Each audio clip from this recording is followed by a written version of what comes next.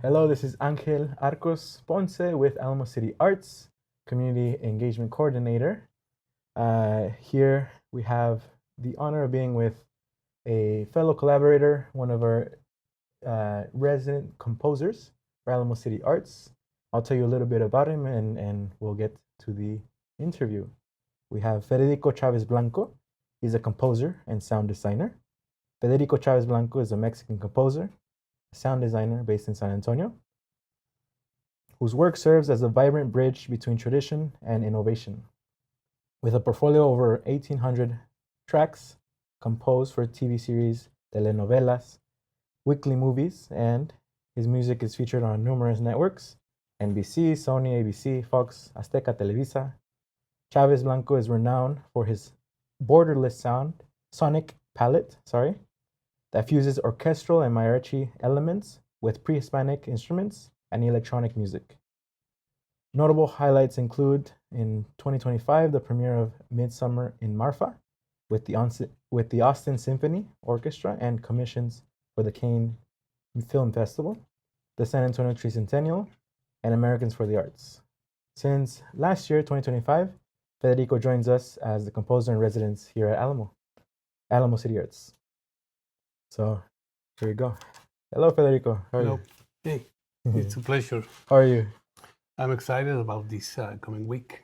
Yes. What have you been up to these past few months? I think we got an interview last October for the Big Give. Yes, for the Big Give. So what have you been up to? We were working in polishing the final score for a work that will be presented for the first time the way it was conceived, with the original format for orchestra and mariachi at the Viva Mariachi event with Alamo Symphony Viva and the Mariachi Campanas de America. Awesome. That's next weekend, right? Or I guess, was the recording the 29th. Yeah, 29th. The 29th. Of Sunday at 4 p.m. 4 p.m. And we can get tickets and everything at alamo-cityarts.org. Tell us a little bit about this piece. What is it called? Danza A La Aurora. Danza A La Aurora. And what inspired you to put this piece together? I was inspired by childhood memories, traveling with my family down the center of Mexico. I can tell you any town, they look all the same. The same joy, the same collective soul. And the work depicts the daily work. For on one side, women getting together for the daily chores, make the old times. They were very early going to the nixtamal mill, the al nixtamal, the masa for the tortillas. And on the other hand, the crews of the guys getting together to get to the fields to do that daily jornada job. And at the end of the day, they get together and they celebrate, because they get together for the food, for probably a party, the town together, party, and you can hear in the work, you can hear at the beginning like call, like at any town they have their wind bands, and I remember hearing them rehearsing behind the, I don't know, churches or a barn, and they were practicing, and then I tried to depict every single step of the day, and the problems, the troubles at the field, and then they're getting back to, and the final call, everyone getting together.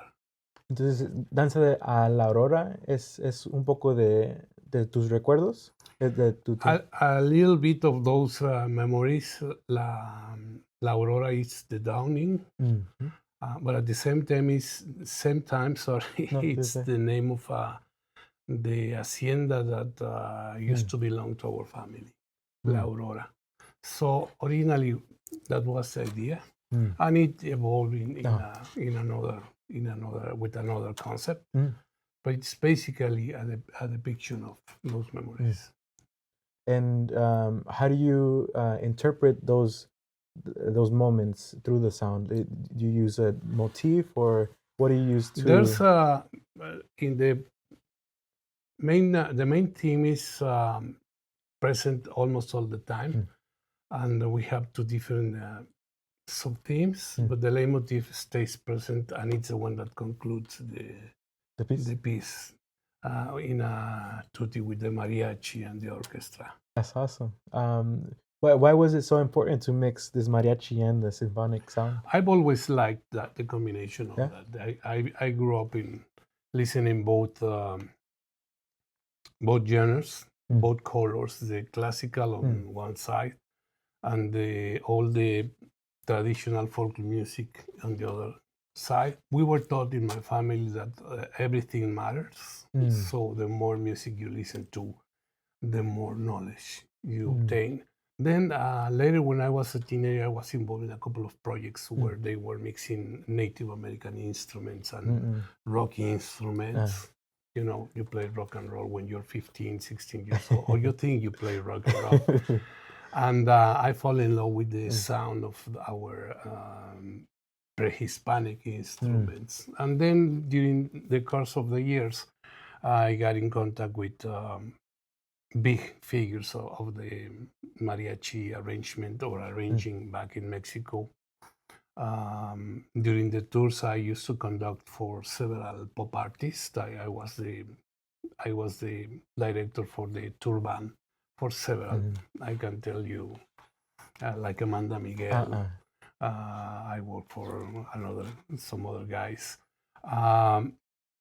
And that's when I started this experiment of mixing the sounds. And then I went back to basics, that it's always the best. The orchestra and the mariachi, they together, they sound beautiful. And so, correct me if I'm wrong, so this piece has been played before, but it's the... This piece, yes, the original concept that is with the mariachi, 4 percussionists. There's one requirement of having a teponaxtli, that is the log, very old pre-Hispanic percussion instrument. And my original concept was also bring to a bigger drum, but you know, logistically sometimes it's not possible. And when it came the opportunity to play it, or somebody asked me to play it for the first time, they didn't have all the pieces, musicians together, the pieces, but they still wanted to play it, so we made some adaptation to the material there was, and yet it has been played in a more reduced instrumentation. And I left this one that we reviewed with Maestro Joe Neer a couple of weeks ago, in order to make it sound the way it should be since its original conception. And that's with mariachi or the traditional music, traditional sounds with. That's when you first, the idea is first engage the audience into just the orchestral depiction of the country, the rural town, and then when the mariachi steps in, bring them to a sound that is very familiar to any of us. You know, trumpets, the vihuela, the harp. Those sounds will always connect us with our origins. So no matter where you are, if you hear a trumpet, a mariachi trumpet, you're immediately gonna feel that you're back in Mexico. Yeah.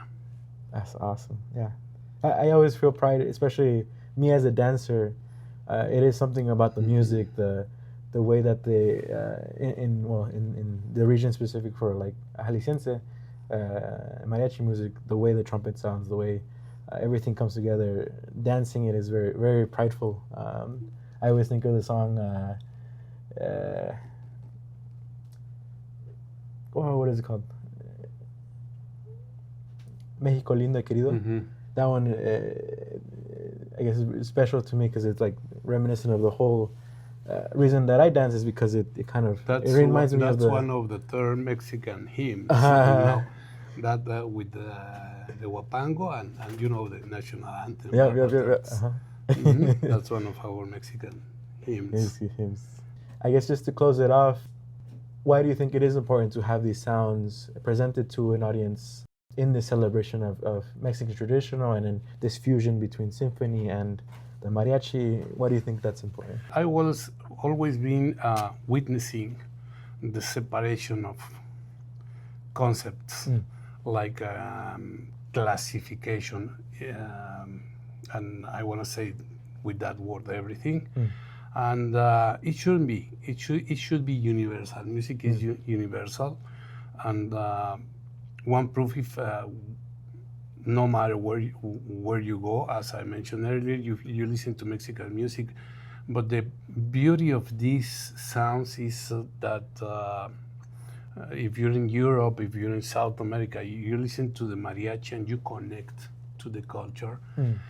Even if you're not native from that country, you can hear the French guys, the Canadian guys, they love mariachi music because there's something special in our music that helps bring joy to your souls. And that's very important, I think, is that everyone can feel joy, no? And everyone can feel love through that music, and yeah, it's a very impactful. And in this particular occasion, I know that there's going to be some dancing, folklorico dancing that's going to bring more visual attraction, colors to the sounds that are going to be played on stage. So I haven't seen the choreography, but I've heard that it's terrific.